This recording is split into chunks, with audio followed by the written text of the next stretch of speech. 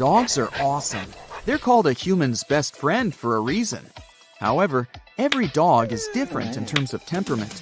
I admit it's so hard not to stop every dog you see and pet them. But not all dogs are friendly towards strangers or even towards other dogs. So if you happen to come across a reactive dog and unknowingly try to give it a big hug, you cause nothing but stress and fear. But don't worry. That's why dog owners came up with the color-coded bandana system to let you know whether you should keep your distance or you can go and say hello. And as a bonus, those bandanas make their dogs look even cuter. So, get ready for the Doggo Fashion Show. Our 7 dog models will walk the runway as I explain to you what each color means. Let's start with white, shall we? Our first doggo model, housing on the runway, is white. He's a big and cuddly 11-year-old golden retriever. But what does the white bandana around his neck mean?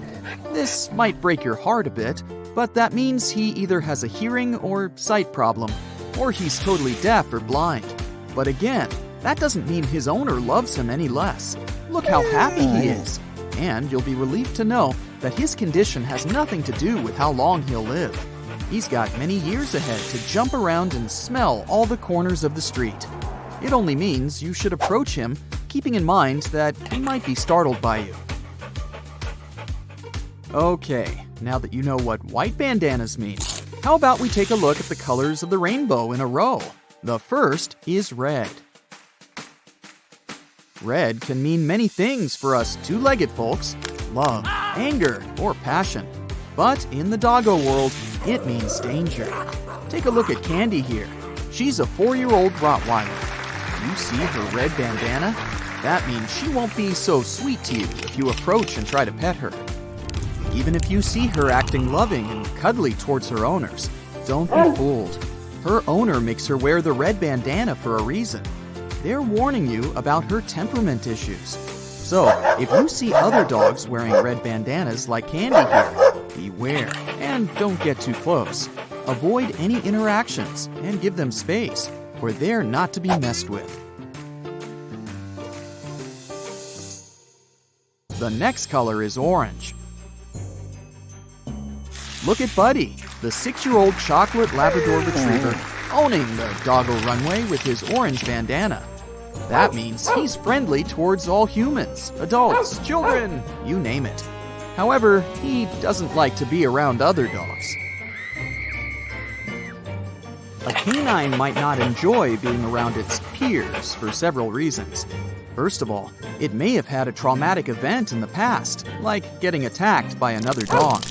Secondly, it might be scared of other dogs due to size differences. Thirdly, it might see them as a threat to its status.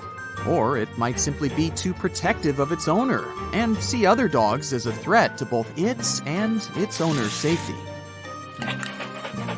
No matter the reason, you'll know when a dog is feeling scared or threatened by these behavioral signs.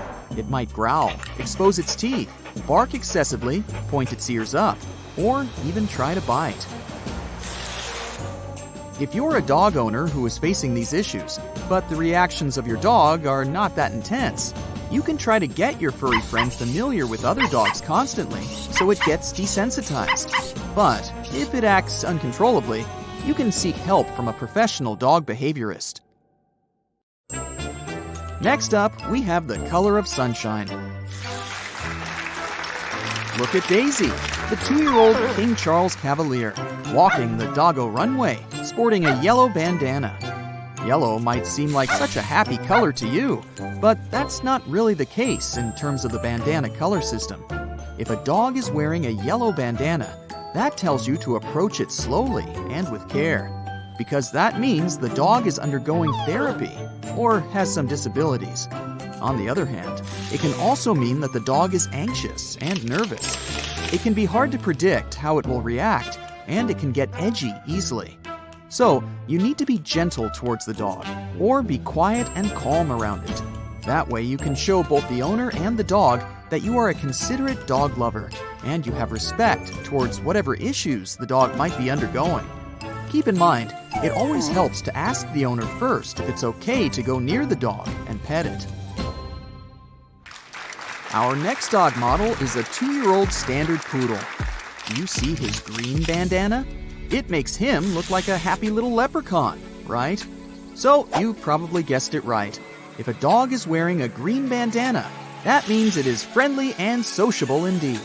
It loves to be petted, and it sure loves playing games. It'll do all sorts of funny things to entertain you, for that makes it truly happy. The green bandana means it is also attentive and curious. That's one goofy fella. You can enjoy activities like playing frisbee and rolling on the grass together with that cutie pie. By the way, the same goes for their behavior towards other animals. They act friendly and playful when they're around other dogs too. Still, you should always ask the owner if you can approach the dog, no matter how friendly it is. That's the golden rule of being a respectful dog lover. You know the saying, "Why so blue?" Well, don't worry. If you see a blue bandana around a dog's neck, that doesn't mean it's going through some sad phase or anything. Just look at how happy Milo, the 3-year-old husky, looks. His eyes certainly match his blue bandana. So, if a dog is wearing a blue bandana, that just means it is a working dog, or one in training. Unlike companion dogs, working dogs are trained professionally to assist people in special tasks. There are many types of working dogs, and these include assistance dogs that are trained to help disabled people with certain daily tasks, search and rescue dogs, herding dogs, and detection or sniffer dogs. By the way, it is believed that dogs should perform tasks and always have something to do, whether they're companions or working dogs. This way, they will live much longer and happier because those tasks will keep them physically and mentally active. This will also help eliminate unwanted behaviors, such as excessive barking. Last but not least, we have Purple. Our last dog model is Lewis, the 6-year-old pug. Unfortunately, she's a bit of an allergic furball. That's why she's wearing that purple bandana, to let you know that you shouldn't give her any food without asking her owner first. And actually, that goes for any dog, even if they don't have a purple bandana around their neck. You see, some foods that are safe for humans can be quite harmful to dogs. The list of the top 10 most dangerous foods for dogs is as follows: avocados, grapes and raisins, garlic and onions, caffeinated drinks, macadamia nuts, cooked bones, salt, milk and other dairy products, artificial sweeteners, and candies and chocolate. On the other hand, foods like carrots, apples, cucumbers, blueberries, and green beans are some of the safer options. However, one important thing to be noted here is that while some food may be safe to eat for some dogs, others might still be allergic to them. For example, chicken is usually considered to be a safe food, but it can trigger some skin problems in certain dogs. That's where the purple bandana comes in handy. So, if you see a dog wearing one, just don't feed it anything without consulting its owner. Keep in mind, regardless of what color the dog's bandana is, never assume a dog's reaction, and always make sure to ask the dog's human if it's okay to interact with it.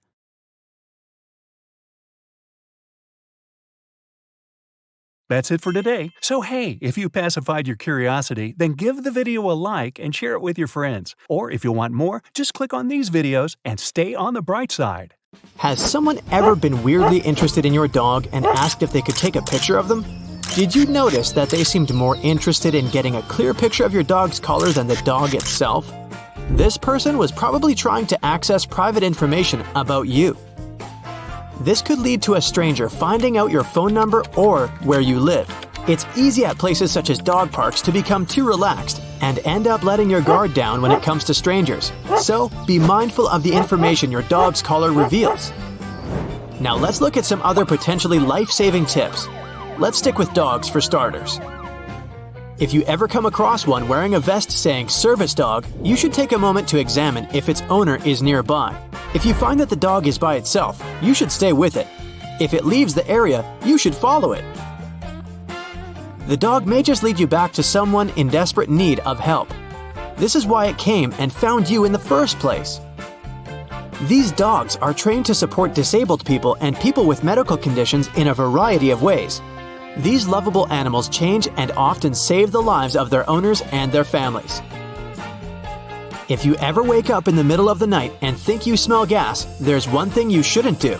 Don't turn on the lights. A spark from the light switch could cause a fire. Don't use your phone indoors. It can also cause a spark easily. And if you live in an apartment, don't use the door-controlled entry system. If you're ever at home and suddenly smell fish, you need to quickly check if someone else in the house is preparing a lovely meal for you. If nobody's in the kitchen, then you should quickly get out of the house. In 9 out of 10 cases, a fishy smell in your home means the electrical components are overheating. If you do come across this smell, ensure there's no fire and then call an electrician immediately. Manufacturers use heat-resistant chemicals for the production of most wires and circuit breakers. If these same wires or outlets overheat, the chemicals they're made of release a weird odor that smells strangely like fish. If you happen to see a tornado and it looks like it's not moving, I've got some bad news for you. This more than likely means it's heading right for you. Although tornadoes usually move from southwest to northeast, they also move towards the east, the southeast, the north, and even the northwest. The most extreme tornadoes can reach speeds of up to 300 miles per hour, so if you see one, it's the right time for a quick exit, whether the tornado is moving or not. Have you ever thought about what you'd do if you found yourself beneath an avalanche? Besides panic, of course, I've got a recommendation. You should spit. I can explain. Your saliva will drop in the same direction as gravity goes, and you can simply dig the opposite way. It won't be easy, but it can save your life, so... If you don't immediately try to dig out of the snow, whatever you do, don't begin to eat large amounts of snow while still beneath. It doesn't matter how thirsty you are. Too much cold ice in your stomach won't do you any good. Just focus on escaping. A large avalanche can have a volume of about 40 Olympic swimming pools and be over 1 mile long. The worst of them have the potential to cause some pretty catastrophic destruction, affecting thousands of lives. If you ever happen to walk upon a beehive and disturb it, making its residents chase you, here's what not to do. Don't jump into the water thinking you've just outsmarted them. They'll simply wait for you to resurface by the water. So what should you do? Well, just run away as fast as your feet will carry you. Eventually, the bees and wasps will give up and end the chase. A beehive typically has anywhere between 20,000 and 80,000 bees inside. Being chased by one bee when you're out and about trying to enjoy ice cream is bad enough. 20,000 sounds like an unimaginable nightmare. If you come across a beautiful, vivid, and colorful animal in the wild, there's a strong chance it's poisonous. So, in the bizarre event you're feeling extremely peckish, don't eat it. This is a lesson that countless hungry animals in the wild would have wished somebody had told them before they ate that majestically colorful frog. The color serves as both camouflage and a direct warning to other animals that the wearer of the skin is poisonous. This process is called aposematism. Funnily enough, the panther chameleon is widely considered to be the most colorful reptile in the world, but it's not poisonous. As long as you're not being chased by bees or wasps, it's now okay to jump into the water. But once you're in there, watch out for what looks like square waves. If you see those, you need to get back out of the water straight away. Sorry. These square waves are often dangerously strong currents that could drag you under the water. If you look at these waves from above, it might seem like there's a grid underwater that's forming square-shaped ripples. Square waves don't happen because of some process below the water. They are a result of the intersection of two seas, also known as cross-sea or grid waves. Okay, but what if the water conditions are great, but you find yourself being dragged in there by an alligator? A quick cheat code. Go for their nose and eyes. It will make them release you immediately. Okay, maybe let's just give up on trying to go for a swim today. Let's head for a hike instead. When going for walks across mountains and hills, you can also run into some wildlife. One of them you don't want to have a meet and greet with is a mountain lion. If you do, here's a tip that could really help you out. Never turn your back on it. carefully walk backwards. Cats are ambush predators, so once you turn around, they see it as the best time to attack you. Do you think you can actually run away from this vicious, oversized kitten? Mountain lions can reach running speeds of up to 50 miles per hour. Good luck trying to escape from that on foot. The same tip will also apply to cougars, red lions, catamounts, and American lions. Why? Because these are all different names for mountain lions. In fact, they have more different names than any other animal in the world. Not a cat person? We've already talked about dogs. So, how about wolves? Well, these guys will only go after you if you start running away from them. It will take some serious guts to stand your ground against a wolf pack, but eventually, they'll leave you alone. This does sound quite scary, but like with the mountain lion, do you really fancy trying to run away from a hungry pack of wolves? These packs can contain up to 36 members. They're also able to reach speeds of up to 38 miles per hour. They have great endurance and can travel comfortably over long distances at 5 miles per hour. If you encounter animals like wolves and mountain lions, there's a strong chance you're deep in the wilderness. Your first thought might not be to grab your phone and call for help if you face a dangerous animal. This may be for a number of reasons. You're too frightened to move, or you believe that you don't have any phone reception, so it's pointless trying. I have good news. You can always dial 911 or the emergency phone number for the country you're in, even if you have no bars. In an emergency, your phone will connect to any nearby cell tower as long as it has a battery in it. The signal travels in exactly the same way a regular call goes with your usual network signal and towers. This time, however, it just goes through a network that's not your own. Since it's not your network, you cannot make any other calls. But okay, your best friend probably won't be able to help that much should you ever come face to face with a hungry wolf. I hope you never have to use any of these life-saving tips, but it's always good to know them, right? Now here you are, in complete darkness. You keep your eyes wide open but can't see a thing.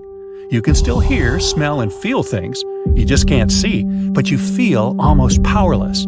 Take away your vision, and it's like you're almost completely locked out of life. Humans mainly perceive the world through the eyes. Dogs see it all differently. They have dichromatic vision, which means they only see yellow, violet, purple, and shades of gray.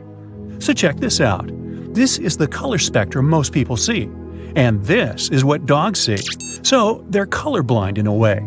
But they have way better night vision, and they see motion better too. Still, the visual part isn't that important for them as it is for us. There's another channel they perceive most information through. If they lose it, they'll most likely feel just like you would if you had to live in the darkness forever.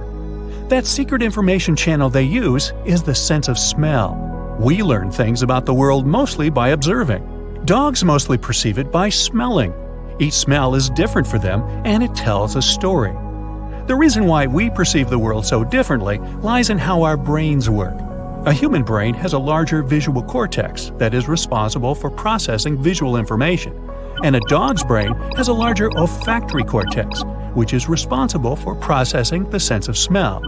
A dog's olfactory cortex is 40 times larger than a human's. You can guess how a person's feeling by looking at them. Dogs can do the same thing by smelling.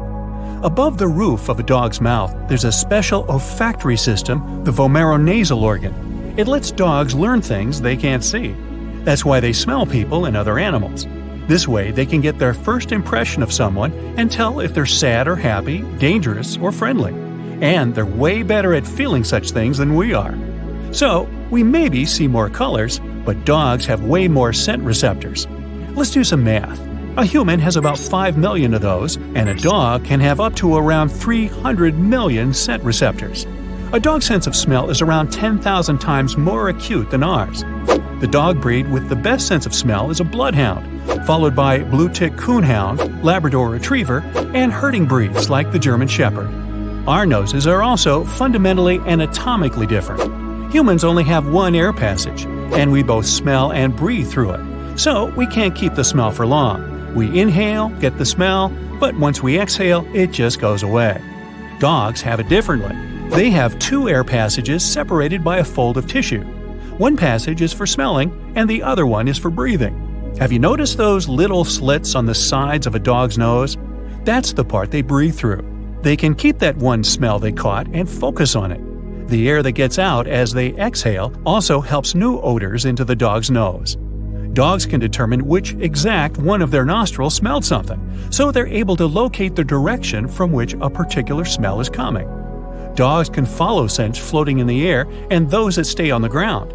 Sweat, perfume, and even just floating cells and gland secretions are all examples of air scents. The bacteria attached to any scent helps to individualize it.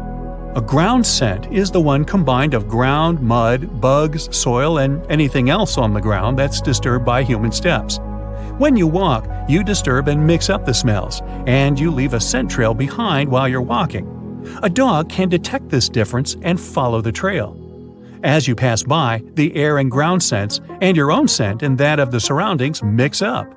The smell you leave behind after every new step gets stronger, so a dog moves where the scent seems to become stronger. Dogs usually have wet and cold noses, and it's super useful for them. There's a coating of mucus that helps the dog smell more effectively by capturing scent particles. Another reason why dogs' noses are wet is that they often lick them. Can you guess by now why they do it? Yup, it's because their nose is a vital organ which they need to function properly. So, dogs take good care of it, keeping it clean and moist. When your dog sees you, they lick the nose to take up some smell and assess the situation, where you've been and what you were doing. By licking its nose, the dog can also send you a signal that it feels good and wants to spend some time with you. They also do it to show that they've been calm and happy. But if your dog licks its nose unusually often, it might indicate that it's nervous about something. There's one weird thing about dogs we can never understand. Occasionally, they might happily roll in something so smelly you have trouble breathing, like dirty socks. I know, yeah. Or something even worse. Why do they like it so much? Well, to them, the smell is like a beautiful new landscape for an artist. They're fond of smells, and strong or interesting ones are their favorites, so they're curious and attracted to them. They smell everything. By sniffing something, they can tell who's just been there, and they probably can even say something about that person or animal. So, other dogs can trace your pup, and it probably doesn't want to get traced. It might still be their instinct from back when they were wild animals and went after prey. Rolling in a smelly thing helps a dog mask its own odor. Every smell has a history. A dog might want to roll in something to get that smell on its body and then show others what it's found. When it communicates with another dog, they sniff each other, and each can tell where they've been and what they've been up to. So it's kind of like social media for them. It's like when you're walking your dog, there's a lot of sniffing going on. One dog posts something, and the other dogs come by and comment on it. But there's another reason as well. A stinky smell to them is like perfume for us. A dog puts on its idea of a perfume to attract mates or just to impress you, their favorite owner.